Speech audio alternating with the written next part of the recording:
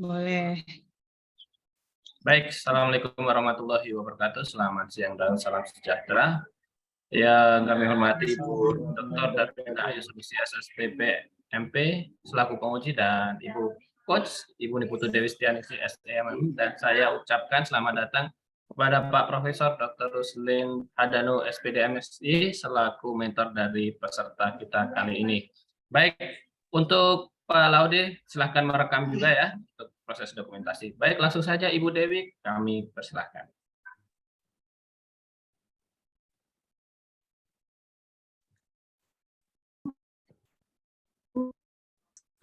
Siang,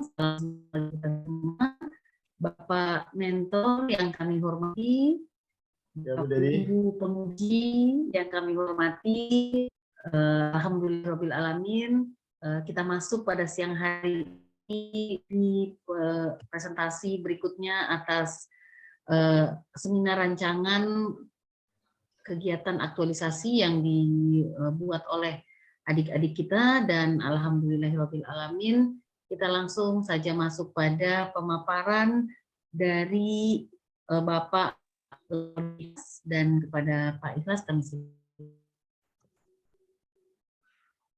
ya, baik, saya izin share dulu. Silakan.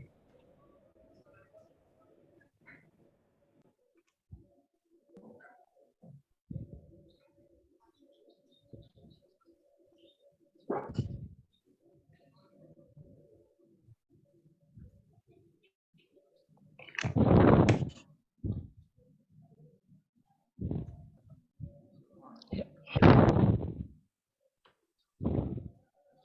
Baik. Bismillahirrahmanirrahim. Assalamualaikum warahmatullahi wabarakatuh.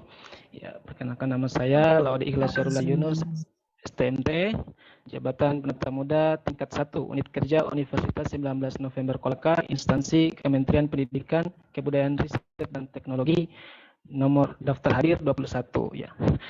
Pertama-tama saya ucapkan terima kasih kepada mentor saya, Profesor Dr. Ruslin Hadanu, SPD MSI, dan penguji, Ibu penguji Dr. Marlina Ayu Solusi SSPPMP, dan Ibu Coach Niputu Dewi SME yang sempat hadir pada seminar rancangan aktualisasi ini. Izinkan saya untuk memaparkan rancangan aktualisasi saya yang berjudul Peningkatan Proses Pembelajaran Praktikum Mekanika Fluida Program Studi Teknik Mesin Universitas 19 November Kolaka. Ya. Adapun latar belakang dari diambilnya judul ini, yang pertama adalah Undang-Undang Nomor 5 Tahun 2014 tentang ASN menjelaskan mengenai profesi ASN sebagai instansi pemerintah. Kemudian Perundang-undangan Nomor 25 Tahun 2019 mengenai fungsi ASN sebagai pelayan publik, dan juga Peraturan LAN Nomor 10 Tahun 2021 tentang Latsar CPNS yang nantinya Latsar CPNS akan bertanggung jawab dalam profesionalisme serta kompetensi bidang. Nah, sebagai ASN juga kita sebagai dosen diatur dalam Undang-Undang Nomor 12 Tahun 2012 tentang Pendidikan Tinggi Pasal 12, di mana dosen itu harus mentransferkan ilmu pengetahuan dan teknologinya untuk mengembangkan potensi mahasiswa.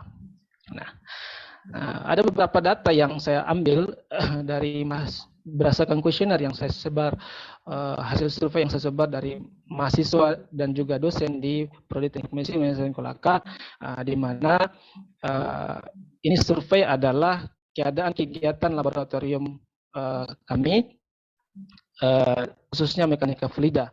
Nah, sehingga saya mengambil isu ya, belum optimalnya proses pelaksanaan praktikum mekanika fluida Politeknik Mesin USN Kolaka. Nah, isu ini saya ambil berdasarkan hasil penyaringan isu yang lain dari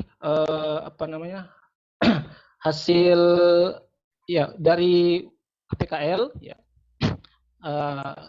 kemudian dari USG juga, sehingga diambillah isu yang benar-benar harus diselesaikan terlebih dahulu yang menjadi prioritas, yaitu belum optimalnya proses pembelajaran praktikum mekanika fluida ya. Nah, apa yang akan saya buat di sini yaitu membuat modul praktikum mekanika fluida. Mengapa ini harus dibuat? Ya, karena jika tidak dibuat, ya ini akan berdampak pada mahasiswa ya. Di antaranya dari proses pembelajaran, habis itu kompetensi, pelayanan dan juga lulusan ya. Dari sisi proses pembelajaran ya, ini nanti proses pembelajaran khususnya praktikum itu akan kurang maksimal dan tidak terarah dengan baik ya, karena tidak adanya modul yang sesuai dengan kebutuhan.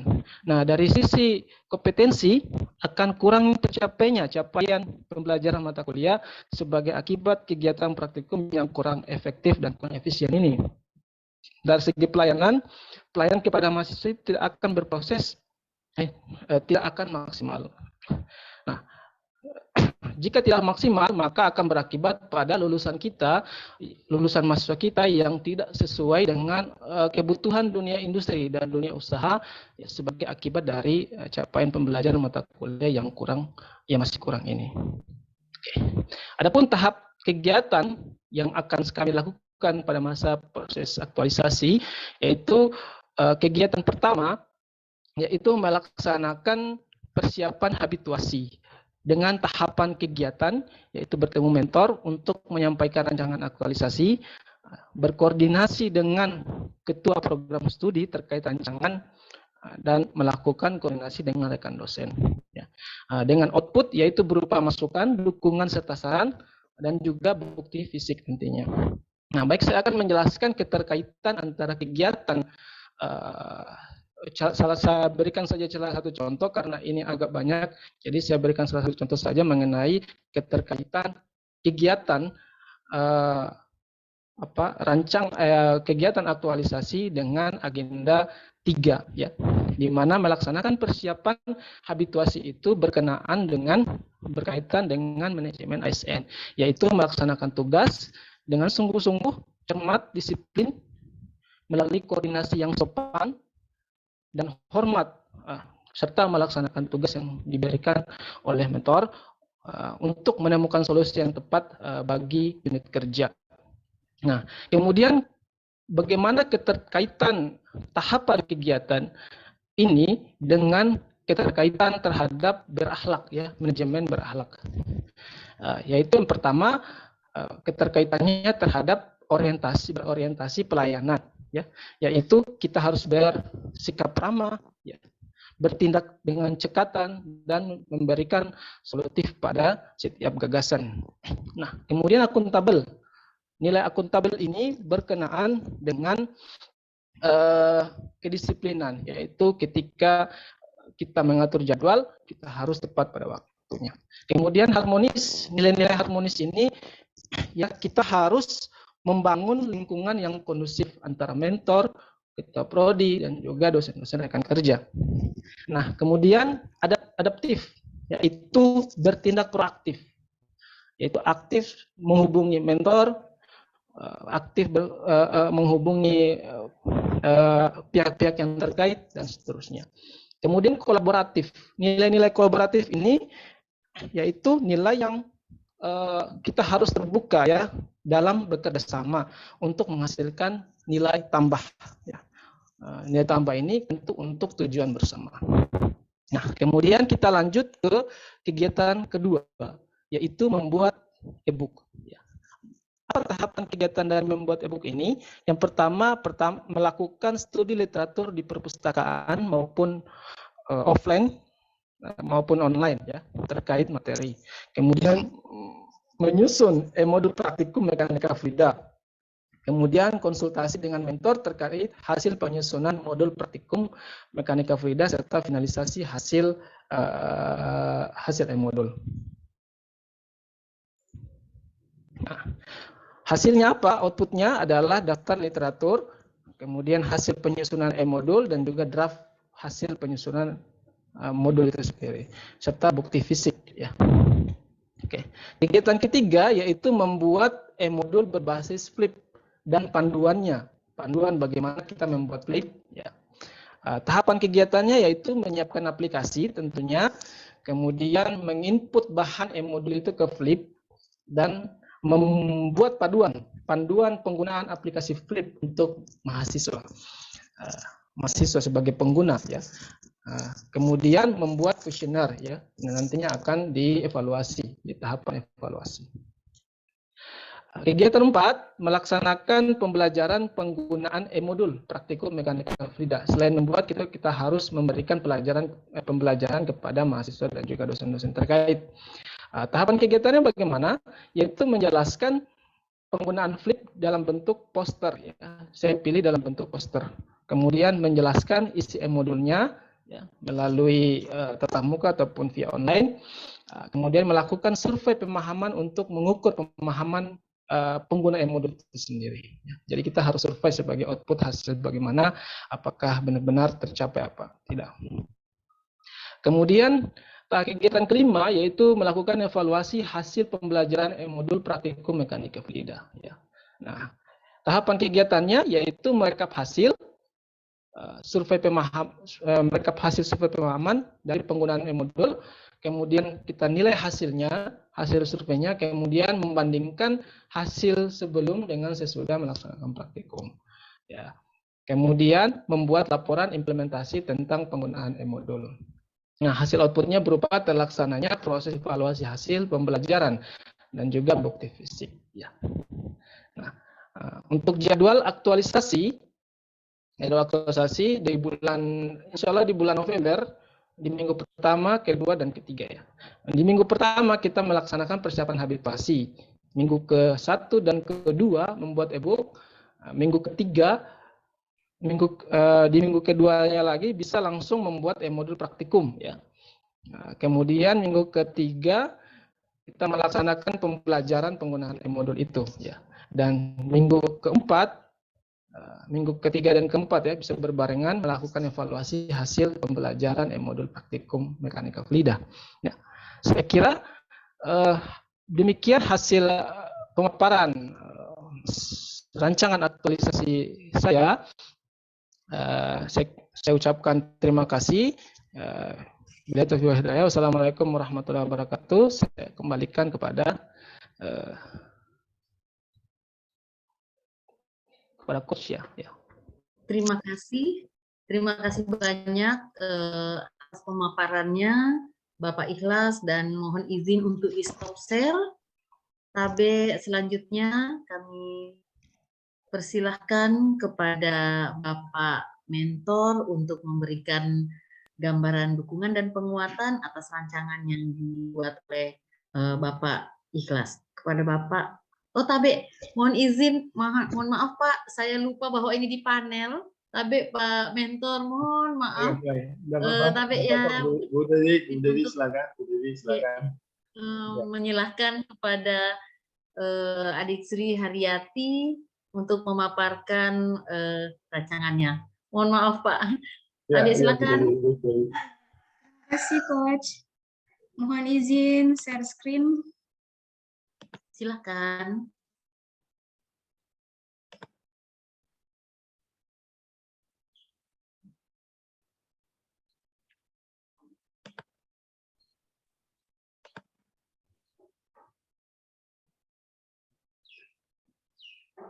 Ya, bismillahirrahmanirrahim. Assalamualaikum warahmatullahi wabarakatuh. Dr. Kusrin Hadanu, SPD MSI, bertindak hormati Ibu sebagai pemuji. Kemudian yang saya hormati Ibu Ni Putu Dewi Setiamati, Bapak Rutgat. Terima kasih atas kesempatan yang telah diberikan. Perkenalkan, nama saya Sri Haryati SPD MPD, yang saat ini bekerja di Universitas Negeri Makassar sebagai asisten ahli dosen, peserta Latsar CPNS golongan 3 angkatan 122 kelompok 4. Nah, adapun rancangan aktualisasi ini berjudul membuat perangkat pembelajaran mata kuliah ideologi Pancasila dalam rangka mendukung kurikulum MBKM di Prodi PPKN FKIP USN Kolaka. Kementerian Pendidikan Kebudayaan dan Teknologi bekerja sama dengan Badan Pengembangan Sumber Daya Manusia Daerah Provinsi Sulawesi Tengah tahun 2022. Nah, adapun latar belakang, yang pertama adalah Undang-Undang Nomor 5 Tahun 2014 tentang ASN menjelaskan bahwa di pasal 10 ASN memiliki 3 fungsi. Yang pertama sebagai pelaksana kebijakan publik, yang kedua sebagai pelayan publik, dan yang ketiga sebagai perekat pemersatu bangsa.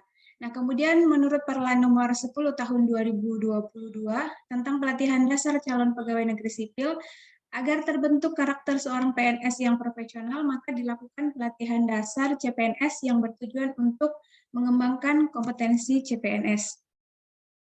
Nah, menurut Lisa Ristianingsih yang dikutip dari www.kompasiana.com, mata pelajaran pendidikan kewarganegaraan dari tingkat SD sampai SMA itu memang terkesan mata pelajaran yang kurang diminati oleh peserta didik. Nah, selain karena materinya yang banyak dan menuntut hafalan, kurangnya media dalam penyampaian materi membuat siswa menjadi bosan dan kurang tertarik dalam belajar mata pelajaran PPKN. Nah, ini merupakan PR tersendiri bagi seorang dosen karena di mana prodi PPKN ini akan menciptakan luaran guru PPKN yang nantinya akan mengajar di sekolah, dan PR ini harus diselesaikan bagaimana supaya guru tersebut bisa membawakan materi PPKN dengan lebih menarik lagi di sekolah nantinya. Dan kemudian setelah penulis melakukan observasi di instansi tempat penulis bekerja, penulis menemukan beberapa RPS memang masih menggunakan metode yang ceramah dan diskusi, dan itu beberapa RPS ditemukan sehingga penulis tertarik untuk membuat RPS yang lebih menarik lagi. Nah, karena periode aktualisasi ini adalah periode transisi menuju diterapkannya kurikulum MBKM di Prodi PPKN Fakultas Keguruan dan Ilmu Pendidikan di USN Kolaka, dan terdapat beberapa mata kuliah baru, salah satunya adalah mata kuliah Ideologi Pancasila yang belum memiliki perangkat pembelajaran seperti RPS, maka masa aktualisasi ini adalah masa yang tepat untuk membuat perangkat pembelajaran tersebut dengan lebih menarik lagi. Nah, kemudian adapun visi dan misi di universitas, visinya adalah pada tahun 2039 menjadi perguruan tinggi yang masuk dalam nominasi perguruan tinggi terbaik di kawasan ASEAN. Adapun misinya salah satunya adalah menyelenggarakan pendidikan yang berkualitas.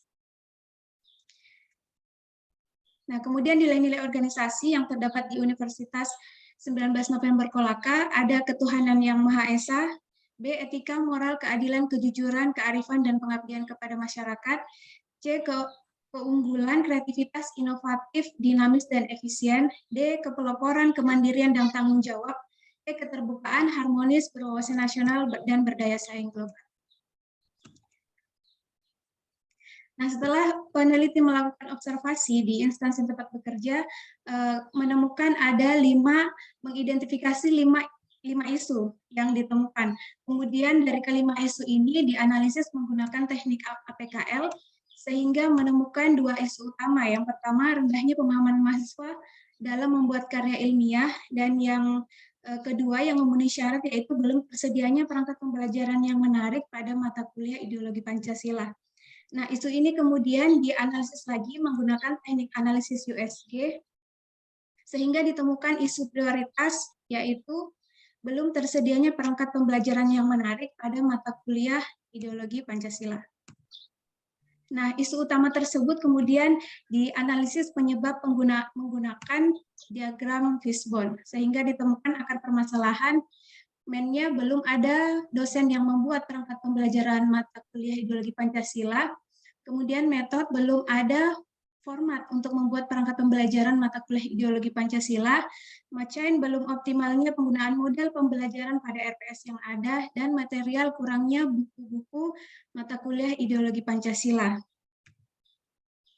Nah, apabila dari isu tersebut tidak segera diselesaikan, maka permasalahan akan terus berkembang dan akan berpengaruh pada proses pembelajaran yang kurang maksimal tentunya.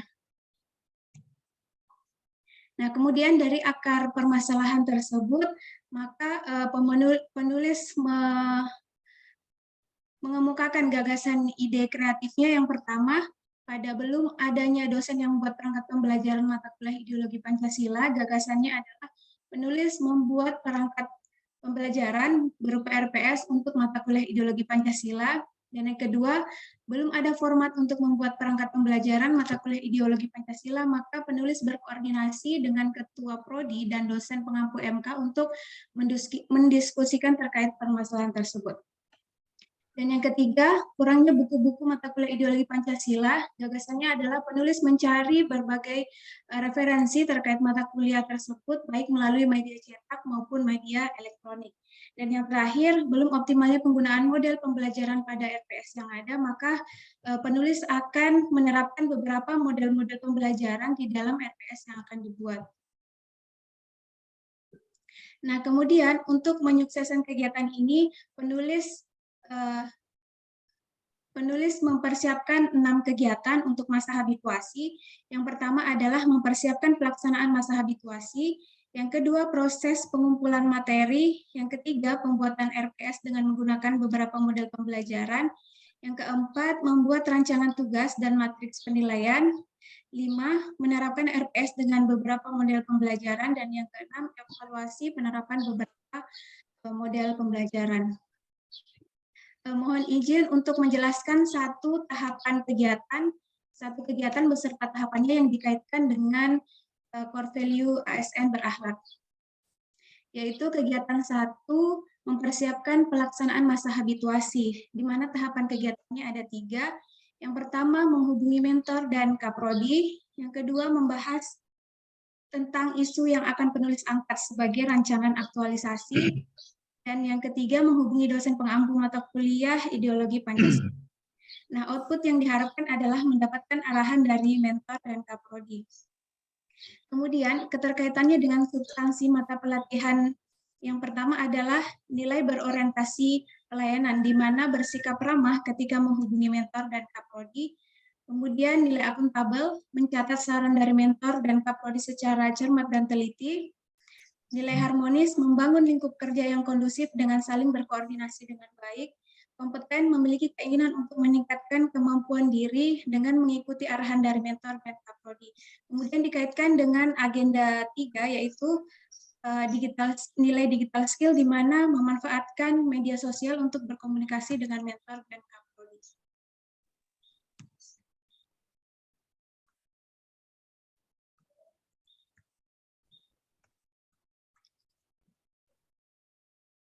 Nah, kemudian jadwal kegiatan pada saat melaksanakan masa habituasi adalah dimulai dari tanggal 1 sampai 7 November 2022, yaitu dilakukan mempersiapkan pelaksanaan masa habituasi. Kemudian di tanggal yang sama dilakukan juga proses pengumpulan materi dan dilanjutkan di tanggal 8 sampai 14 November, yaitu pembuatan RPS, dan kemudian tanggal 15 sampai 22 November itu membuat rancangan tugas, matriks penilaian, dan kontrak perkuliahan.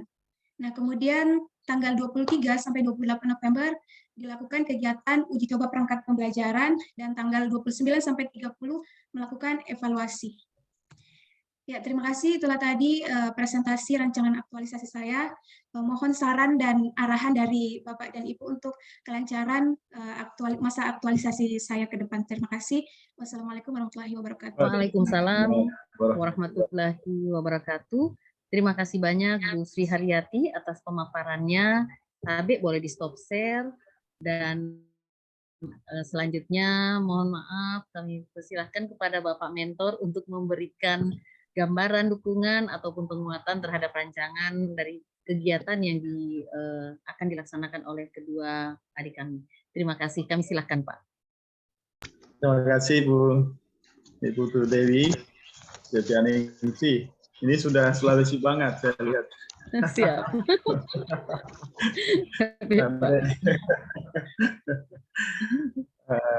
Terima kasih banyak yang saya hormati Bu Darlina Ayu Sanusi sebagai penguji, Bu Dewi, Bu Dewi yang saya hormati, kemudian Bu Sri Haryati dan Ode Ilyas Sahrullah, dan Pak Afgan. Ini kalau tidak ada Pak Afgan tidak jadi kegiatan hari ini.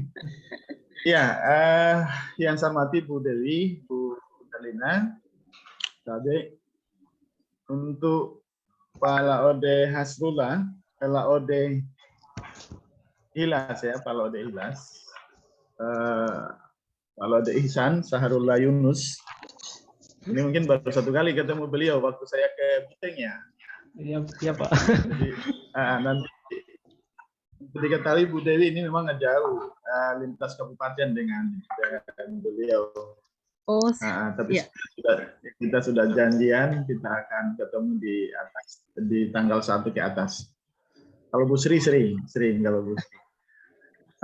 Alhamdulillah ini terima kasih sudah bisa menyusun rancangan aktualisasinya. Cuma ada beberapa hal yang ingin saya konfirmasi dan ingin tekankan ulang. Memang Bu Dewi di kampus Buton Tengah WSN itu kampus baru dan program studinya juga ini relatif baru angkatan kedua kalau tidak salah. Angkatan kedua, jadi memang untuk modul dan lain-lain perangkat pembelajaran memang teman-teman CPNS yang baru diangkat untuk di prodi itu yang akan membuat. Jadi pada saat mengangkat tema ini, saya yakin tadi juga butuh analisa, butuh kuesioner, kemudian sehingga menghasilkan isu utama yang perlu diselesaikan. Saya kira sudah tepat. Cuman ada beberapa hal yang ingin saya tekankan lagi dengan adanya indikator kinerja utama dan Merdeka Belajar Kampus Merdeka yang ditekankan Mas Menteri. Seyogianya modulnya itu dirancang dalam bentuk bisa blended learning, ya blended learning.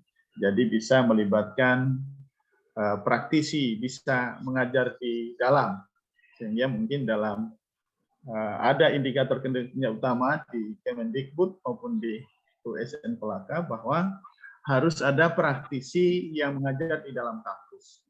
Tentunya praktisi ini yang memahami betul tentang mata kuliah yang diajarkan dan dia punya kapabilitas yang mumpuni untuk bisa mengajar.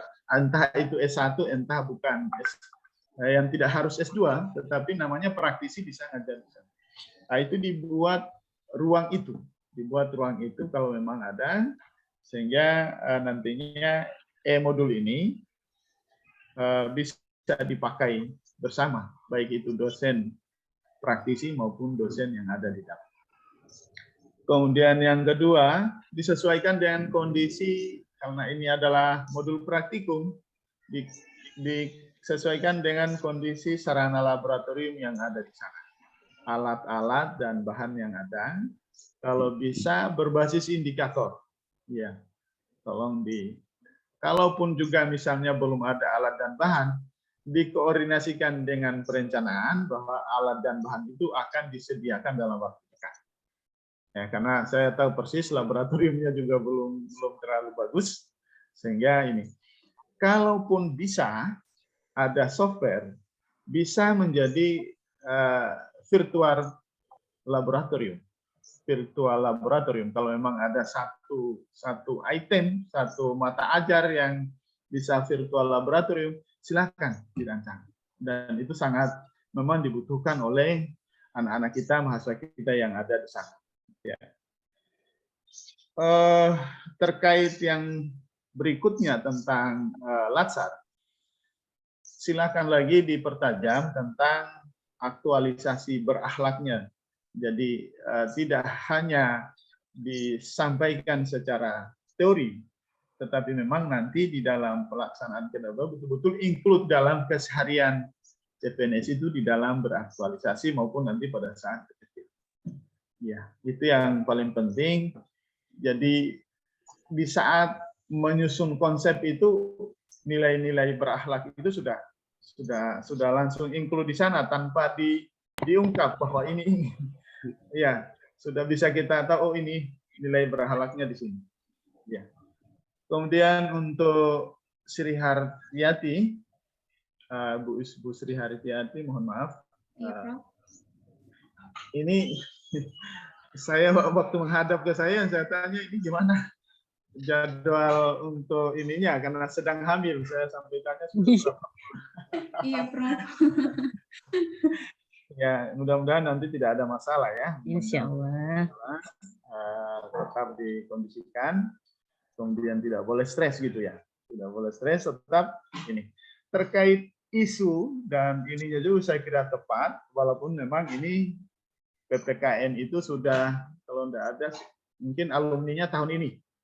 Alumninya sudah mulai tahun ini sudah wisuda.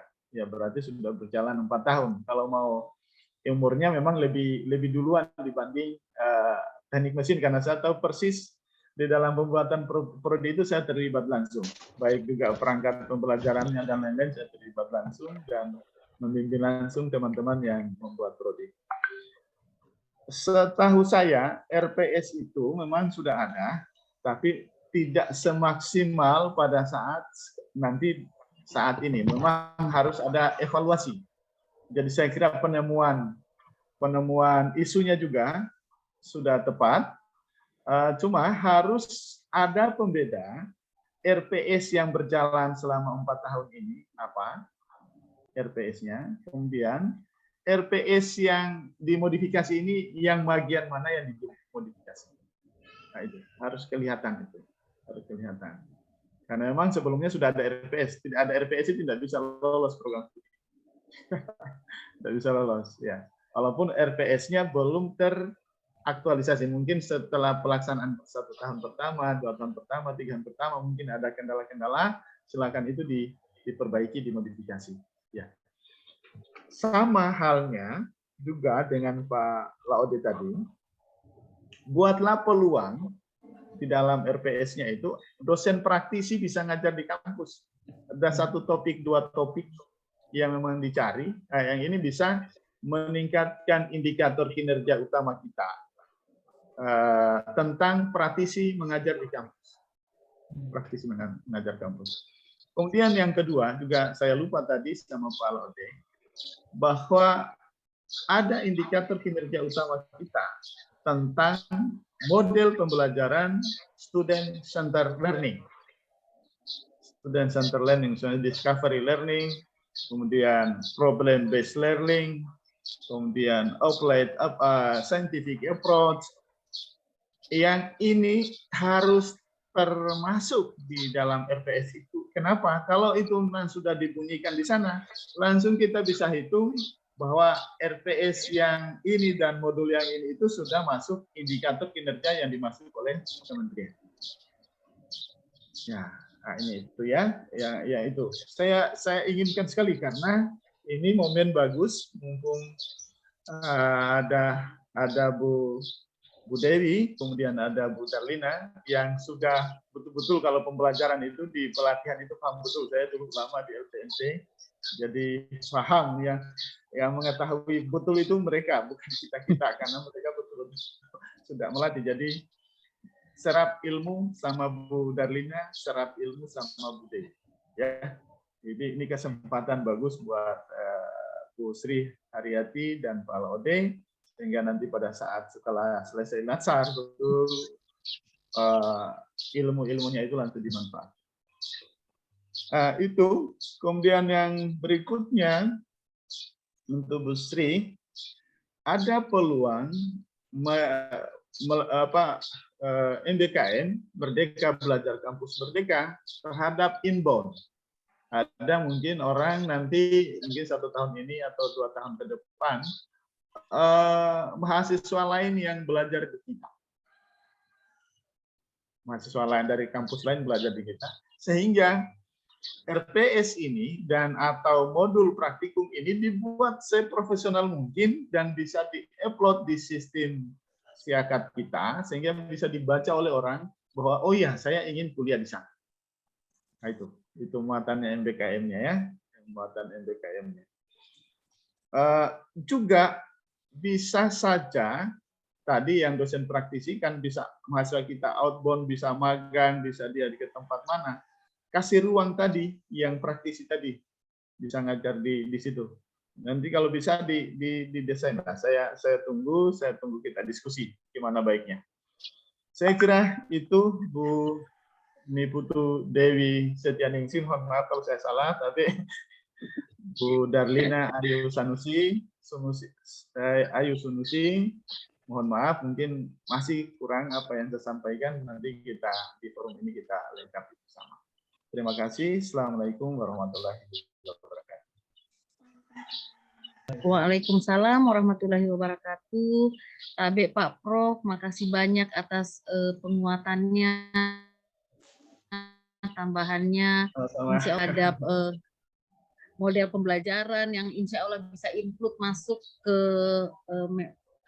bahan atau modul yang dibuat oleh adik-adik itu akan tercapai karena saya melihat adik-adik ini begitu semangat, juga berbagai hal yang tentang peningkatan IQ nantinya juga bisa, karena saya melihat industri Pak Ikhlas sudah mulai membuat berbagai kalau kayak industri sudah menambahkan inovasi-inovasi kecil untuk penguatan di pembelajaran. Tapi terima kasih atas dukungannya Pak dan harapannya. Terima kasih banyak. Selanjutnya kami persilahkan kepada Ibu penguji untuk memberikan tanggapan serta saran-sarannya. Pada Ibu kami silakan. Iya, terima kasih Ibu Dewi selaku coach. Dan yang saya hormati Prof. Ruslin Hadanu, terima kasih Pak atas penguatan dan dukungan kepada peserta Latsar. Yang saya banggakan Desri Haryati dan Delaude Ikhlas Safrullah. Tadi sangat banyak ya harapan-harapan dari Pak Ruslin, dari Prof. Ruslin kepada kedua peserta. Itu antara lain tadi maaf, saya lihat catatan. Saya buka catatan dulu. Antara lain dosen praktisi, ya itu bisa belajar di kampus, kemudian ASN berakhlaknya ini harapannya bukan hanya habituasi pada saat habituasi, tetapi memang sudah menjadi kebiasaan pada kehidupan sehari-hari. Nanti selama menjadi ASN sampai tidak menjadi ASN pun, tapi nilai berakhlak itu harus tetap ada, terpatri di hati ya. Itu kemudian muatan MBKM itu diupload ya, sebisanya nanti mungkin bisa diupload dalam aplikasi Syakat ya, aplikasi informasi untuk kampus itu ya, Prof. Iya, jadi tadi memang sudah bagian, jadi selain penguatan, tadi ini Prof. Ruslin ini sudah memberikan bimbingan ya, kita proses mentoring juga tadi, mungkin karena waktu Prof ya yang mungkin padat, jadi pada saat ini dimaksimalkan ini proses mentoringnya. Oke, baik. Yang pertama untuk Pak Laude Ikhlas Syahrullah. Oke, yang pertama terkait penulisan dulu Pak Laude. Boleh saya sarankan idealnya untuk penulisan judul kita gunakan huruf besar semua. Ya, peningkatan proses pembelajaran. Karena memang kan sebagai pembaca biasanya kita fokus cari harus muncul judul itu. Fontnya juga lebih besar daripada tulisan yang lain. Kemudian tetap memperhatikan estetika nanti dalam penulisan cover.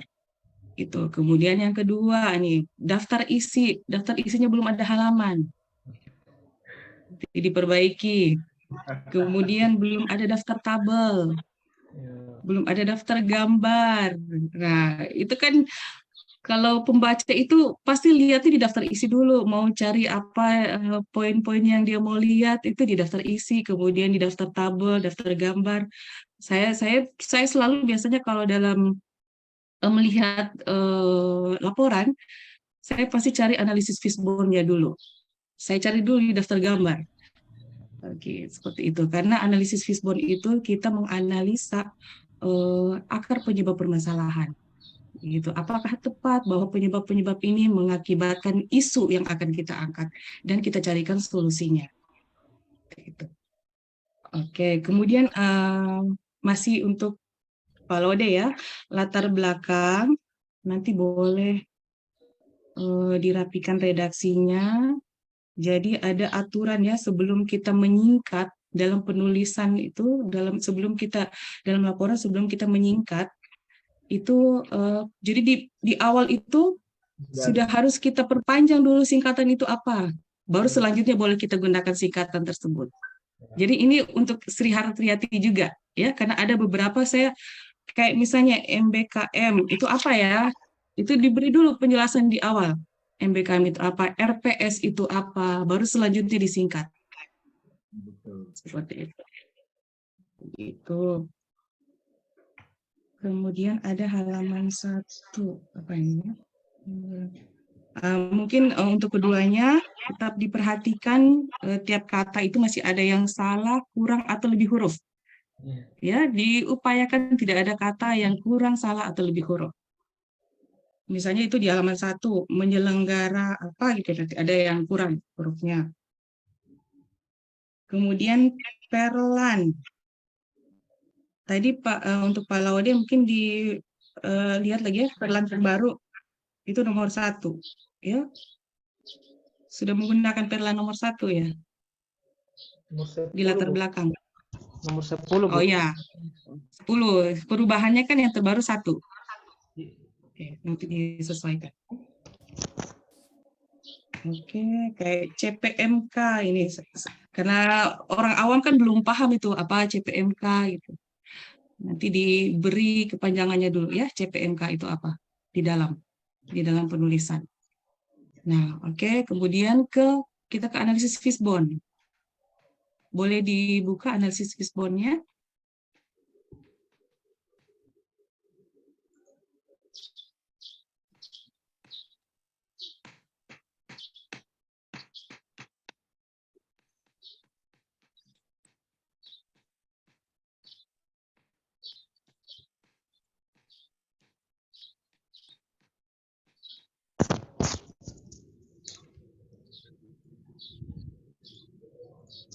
Tapi Bu, di-share atau bagaimana, Bu? Boleh di-share. Ya, biar dibahas.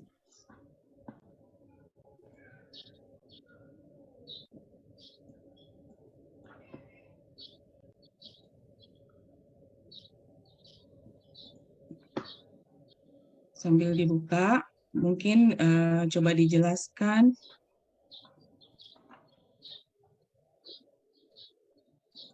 penyebab dari permasalahan,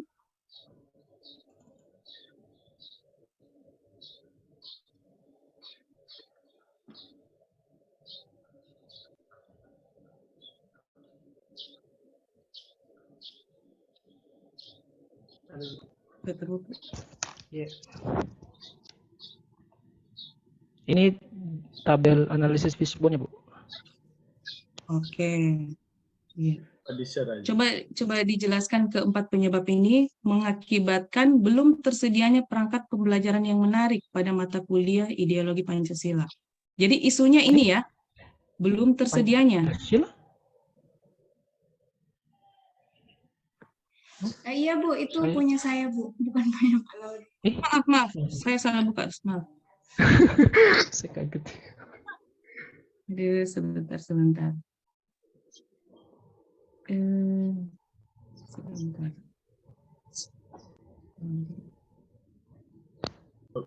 Belum optimalnya proses pelaksanaan praktikum mekanika fluida, mungkin itu ya?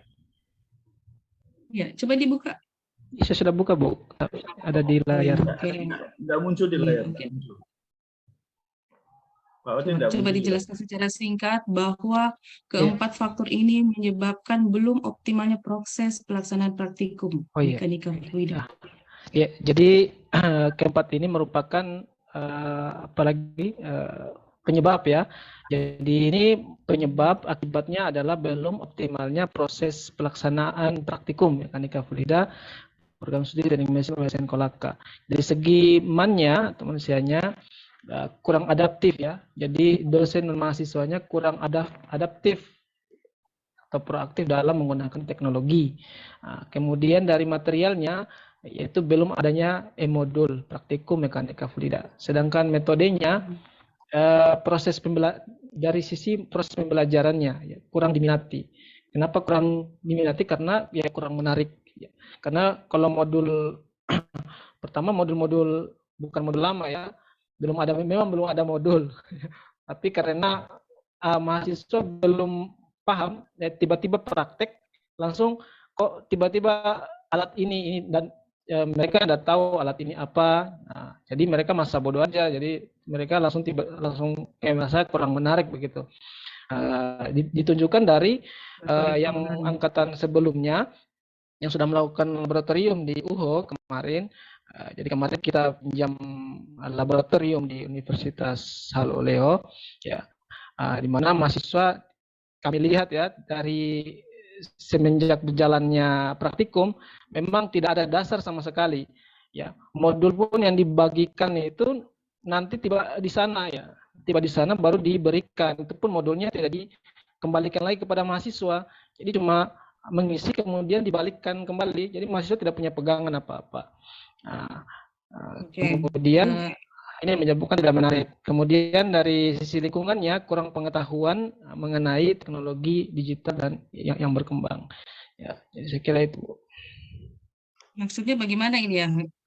Faktor lingkungan, kurangnya pengetahuan mengenai teknologi. Kalau kurangnya pengetahuan berarti sebenarnya masuk ke skill ya? Tidak juga kurangnya pengetahuan. Lingkungan. Maksudnya selama ini kan mahasiswa tidak kurang adaptif ya, saya kurang banyak membaca atau menggunakan teknologi digital. Jadi dari teman-temannya sendiri, dari dosennya juga itu sendiri. Ya. Jadi ya, itu menyebabkan. Berarti bahasanya nanti redaksinya nanti diperbaiki. Ya, kalau kurang pengetahuannya lebih ke skill berarti. Tapi bagaimana diperbaiki redaksinya bahwa itu adalah faktor lingkungan. Berarti budaya mereka mungkin yang belum melek ke teknologi gitu. Iya, Bu. Ya. Oke, dari keempat penyebab ini itu kan ada gagasan pemecahan masalah. Iya, Bu. Ada ya? Iya. Oke, coba dibuka.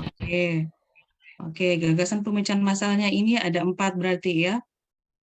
Apakah semuanya dituangkan dalam aktualisasi? Dalam kegiatan aktualisasi? Iya, Bu, kemungkinan karena pertama menyusun dan membuat modul, ya kan pemecahan masalahnya itu di kegiatan ketiga kalau tidak salah, kedua dan ketiga. Sementara bimbingan dan pengarahan mahasiswa itu di agenda 4, ya, dan melakukan proses pembelajaran itu di agenda 4. Kemudian kegiatan 4 maksudnya. Kegiatan kemudian 4. Kegiatan 4. Kemudian menggunakan metode yang mudah dipahami itu masuk di kegiatan 3 dan juga 4. Jadi semua sudah dipecahkan. Jadi semua terakomodir ya. Insya Allah. Gagasan pemecahan masalah ini dalam kegiatan karena itu biar efektif gagasan ide kita memang penyebab permasalahan ini sebaiknya semua dapat dituangkan dalam kegiatan. Oke, itu. Ya. Terakhir ya. Pemahaman nilai ASN berakhlaknya untuk kegiatan 1. Coba dibuka kegiatan 1. Kegiatan 1, oh ya ini. Kegiatan 1 bertemu mentor. Apalagi tahapan kegiatannya itu selain bertemu mentor? Kemudian berkoordinasi dengan ketua prodi dan juga melakukan koordinasi dengan rekan-rekan dosen. Oke. Ada 3 dalam kegiatan 1 untuk tahapan kegiatannya.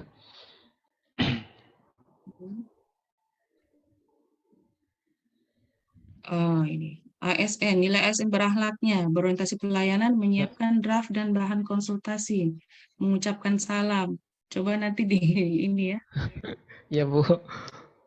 Iya, kayaknya kurang pas ya kalau bahasanya menyiapkan draft dan bahan, kemudian mengucapkan salam. Coba yang paling kena dari nilai-nilai ASN berakhlak itu dengan konsultasi dengan mentor, itu dipilih saja mana yang paling kena. Jangan terlalu sempit ini ya. Dipilih. Kira-kira dari ASN berakhlak itu ada berorientasi pelayanan, akuntabel, kompeten, harmonis. Kira-kira yang paling kena ketika konsultasi dengan mentor dari nilai ASN berakhlak ini yang paling tepat apa? Pilih yang 3 saja coba. Oh iya, mungkin saya harmonis Bu. Ya, betul. Karena dalam kita berkonsultasi harus menciptakan suasana yang kondusif, ya, sopan. Itu sebenarnya sopan, yang dimaksud sopan itu masuk dalam nilai harmonis. Oke. Kemudian apa lagi yang paling tepat? Yang paling Kira-kira kalau tepat ya kita kota tambal ya. berkonsultasi itu tabel boleh. Nah, kira-kira Tambal. kalau kita berkonsultasi itu kan kita dapat ilmu. Ilmu Oh itu iya, supaya kita lebih menambah kompeten kapasitas ya Bu. kita, berarti kompeten. Oke. Ya, pilih yang paling tepat. Oh iya Bu, adaptif ya. Kalau mau dipikir di cocokologi kan Bu, semuanya cocok. Makanya, ketika cocoklogi itu sebenarnya semua bisa kena, tapi kita disinilah kemampuan kita. Apalagi dosen ya harus kemampuannya menganalisis itu lebih. Jadi mana yang paling kena itu saja yang dimasukkan. Karena semua Oke, berakhlak kita itu kalau baik semua Bu.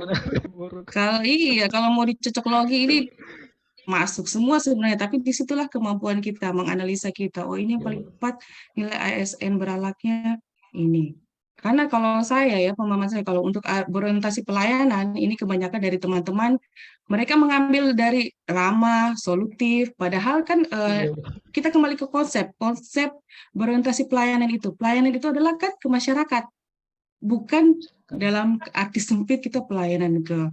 Kita kan tidak mau memberi pelayanan pada mentor, kepada Oh iya, atasan. iya. Oh iya. Kita kembali lagi ke konsep, oke? Oh iya Bu. Maaf Bu. Ya, nanti Nah, ya, seperti itu dipertajam lagi. dimaknainya. Oke. Nanti kurang lebih seperti itu ya ke Ya, kegiatan yang lain keterkaitannya dengan nilai ASN berakhlak.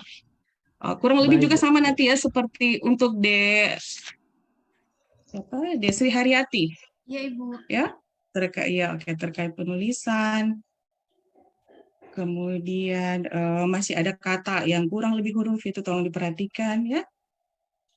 Kemudian penggunaan bahasa asing itu ditulis miring. Oke, itu. Oke, sudah. Untuk siapa tadi Pak Laude cukup ya? Ya, ya Bu, saya stop share ya. Ya, oke, coba di stop share. Oke, untuk Pak Laude cukup ke Dek Sri Haryati.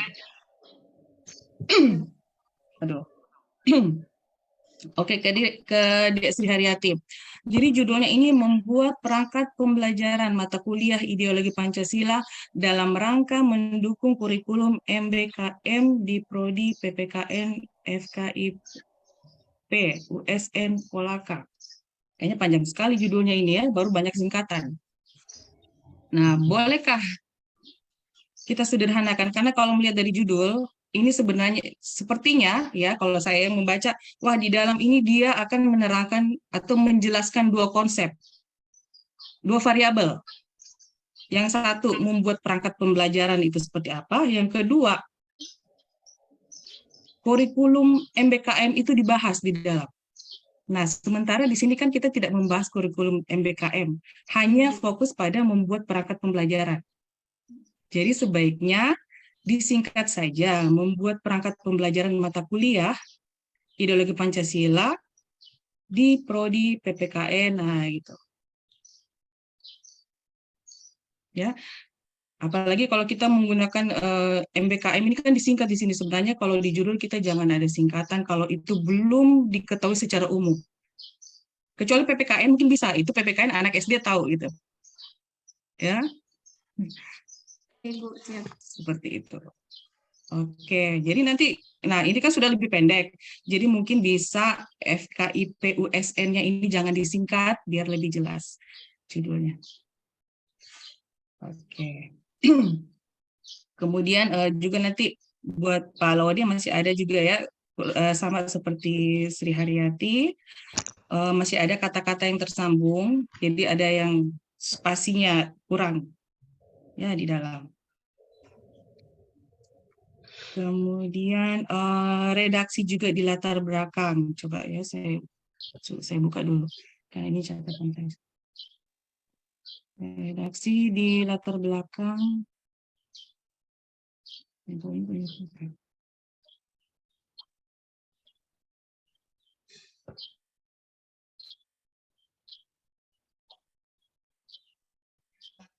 Oke, redaksi di latar belakang.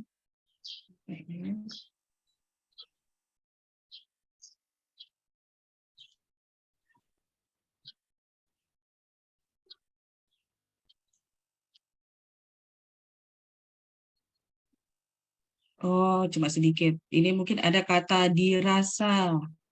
Nah, dirasa itu disambung. Jadi di penggunaan kata dipisah itu hanya untuk menunjukkan kata tempat ya. Itu aja sih. Dibagi juga ada itu, dibagi. Jadi masih banyak ya. Lagi betul itu.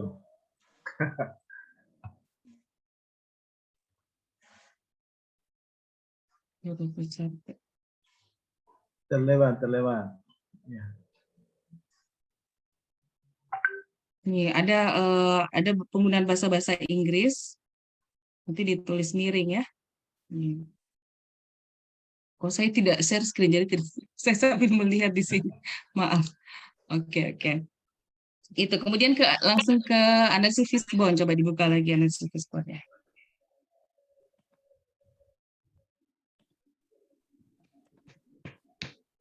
Analisis fishbone coba dijelaskan yang terkait dengan faktor penyebab mesin. Mesin itu apa? Mesin kan ya, mesin? Ya, tapi Bu, jadi di sini yang saya maksud mesinnya adalah sebagai alat penggerak. Jadi RPS tersebut yang diterapkan belum optimal. Tidak menggunakan hanya menggunakan model pembelajaran ceramah, diskusi, hanya itu saja. Gitu ya. Itu bukan masuk dalam metode.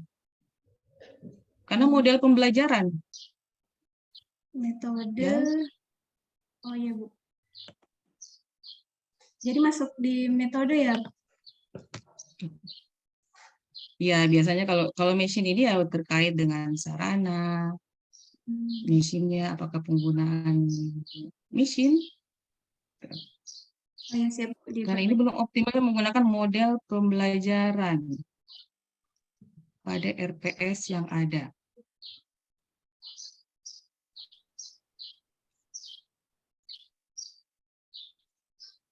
Coba.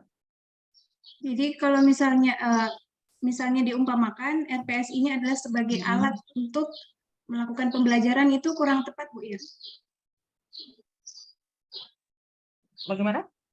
Kalau misalnya RPS ini kan digunakan untuk sebagai alat untuk mengoptimalkan penggunaan model pembelajaran kepada mahasiswa. Berarti kurang tepat dia berada RPS ini apa? Rencana kan ya? Iya, Bu, rencana pembelajaran semester yang pembelajaran semester. Iya, jadi dia itu apakah alat? Panduan, Ibu. Bisa disebut sebagai panduan dosen pengajar.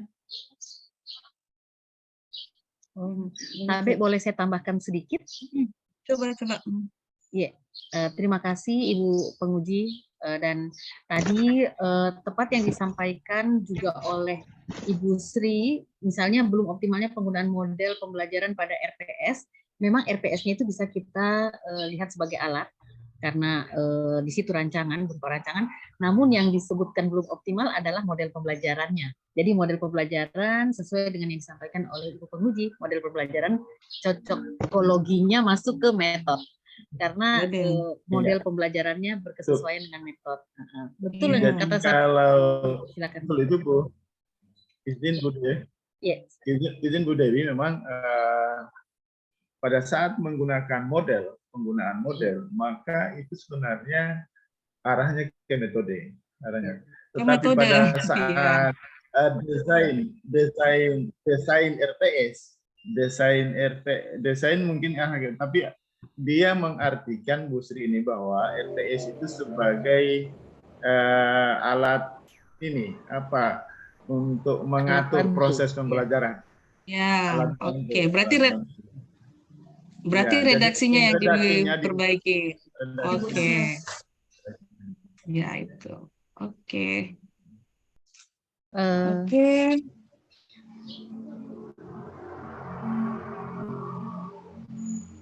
Iya.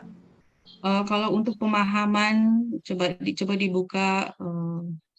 Oke, dari keempat penyebab permasalahan ini itu apakah dibuat ada gagasan ide pemecahan masalahnya? Iya, ada Ibu. Keempat-empatnya apakah semua bisa dituangkan dalam kegiatan atau hanya berapa kegiatan? Iya Ibu, keempatnya ada di kegiatan, di tahapan kegiatan.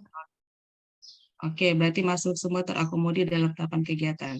Oke, Bu. Iya, kalau saya senang, kalau saya berharap begitu. Jadi keempat penyebab gagasannya itu bisa dituangkan dalam kegiatan agar efektif gagasan dari ide kita itu. Gitu. Oke, untuk pemahaman nilai ASN berakhlak nanti kurang lebih ya disesuaikan lagi, Iya, Bu. dimaknai sesuai dengan konsepnya, nanti disesuaikan lagi. Oke, itu saja ya buat Dek Sri Haryati. Silakan ditindaklanjut untuk kedua peserta. Selamat berhabituasi. Jangan lupa semua dokumentasi pada saat pelaksanaan kegiatan dan tahapan-tahapan kegiatan itu jangan ada yang tertinggal. Nanti itu dimasukkan dalam lampiran. Kemudian itu adalah menjadi bukti fisik bahwa semua kegiatan, tahapan-tahapan kegiatan itu dapat dilaksanakan. Target kita 100%. Semua tahapan kegiatan itu bisa dilaksanakan dan semua materi yang diperoleh nilai-nilai ASN berakhlak ini benar-benar dapat diimplementasikan pada saat habituasi, pada saat melakukan kegiatan-kegiatan. Dan seperti tadi harapan Prof. Ruslin bahwa nilai ASN berakhlak ini bukan hanya pada saat habituasi, tapi sudah menjadi karakter kita sebagai ASN. Jadi ASN yang berakhlak, yang amanah, yang punya integritas, karena integritas itu kan kesesuaian antara perkataan, perbuatan, dan satu lagi hati kita juga itu harus sesuai. Ya, oke. Seragam ASN kita itu bukan untuk kita membangga-banggakan, ya, tetapi itu adalah sebagai kontrol kita. Kalau kita ASN, pelayan masyarakat, abdi masyarakat, kita harus menjaga perilaku kita, perkataan kita, ya, menjadi contoh teladan di masyarakat. Ya, saya kembalikan ke Coach. Terima kasih atas masukan, saran dari Ibu Pemuji terhadap penyempurnaan rancangan yang dibuat oleh adik-adik kita.